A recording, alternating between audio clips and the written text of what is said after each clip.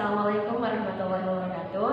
Di sini saya Indah Indayatul Imaroh dengan NIM 1908107119. Baik, di sini saya akan menjelaskan mengenai implementasi perkembangan tingkah laku prososial terhadap pendidikan.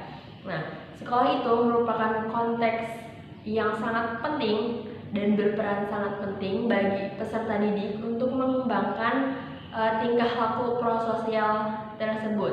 Nah, sebagai guru yang baik, kita harus mengembangkan tingkah laku prososial peserta didik. Bagaimana sih caranya? Di sini saya akan menjelaskan beberapa upaya yang bisa kita lakukan untuk mengembangkan tingkah laku prososial peserta didik. Oke, langsung saja. Yang pertama, kita bisa mengajarkan keterampilan sosial dan strategi pemecahan sosial. Guru dapat mengajarkan sejumlah tingkah laku interpersonal yang efektif melalui instruksi verbal serta melalui dorongan dan tingkah laku pernodelan.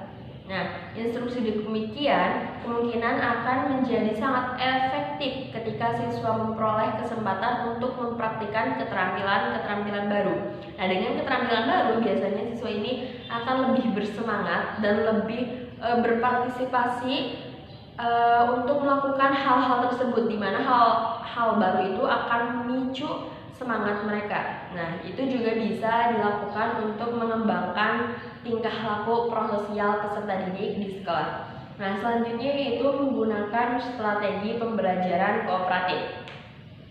Ketika siswa bermain dalam pembelajaran kooperatif, tingkah laku agresif mereka akan sedikit menurun. Nah, dalam pembelajaran kooperatif ini atau permainan pembelajaran kooperatif ini, mereka juga diajarkan bagaimana caranya menolong orang lain, bagaimana caranya menolong orang lain, bagaimana caranya mencari pertolongan, lalu bagaimana mereka mencari keterampilan resolusi konflik serta mengembangkan pemahaman yang baik terhadap keadilan terhadap teman sekelasnya.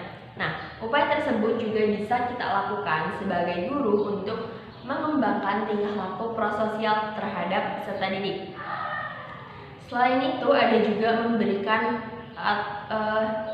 label perilaku yang pantas. Nah, dengan memberikan label perilaku yang pantas, peserta didik akan lebih mempunyai semangat atau mereka akan lebih, wah, perilaku saya dihargai, seperti itu. Contohnya, kita bisa memberikan reward atau pujian terhadap tingkah laku mereka yang memang pantas dan baik. Nah, hal tersebut juga bisa mengembangkan tingkah laku prososial peserta didik. Selanjutnya yaitu meminta untuk siswa memikirkan dampak dari perilaku yang dimiliki. Nah, dengan memberikan instruksi tersebut terhadap siswa, mereka akan lebih berpikir, dan ini juga mengajarkan untuk mereka berpikir kritis. Apa yang mereka lakukan, sebab akibat yang akan mereka dapat memikirkannya. Contohnya saja, guru memberikan instruksi seperti ini. Mengapa kamu tidak memikirkan tentang apa yang harus kamu lakukan atau harus kamu katakan sehingga membuat kamu lebih baik? Nah, dengan instruksi tersebut mereka akan bisa berpikir kritis dan juga mereka dapat mengembangkan tingkah laku prososial. Selanjutnya yaitu mengembangkan program meditasi teman sebaya.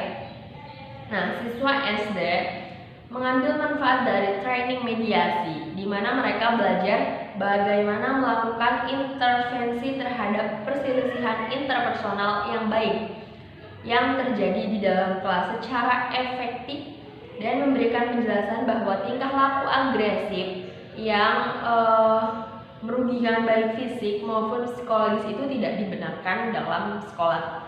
Nah, mungkin itu upaya-upaya yang bisa kita lakukan atau implementasi yang bisa kita lakukan di dalam sekolah untuk mengembangkan tingkah laku peserta didik. Mungkin dari saya cukup sekian, semoga bermanfaat ya. Wassalamualaikum warahmatullahi wabarakatuh.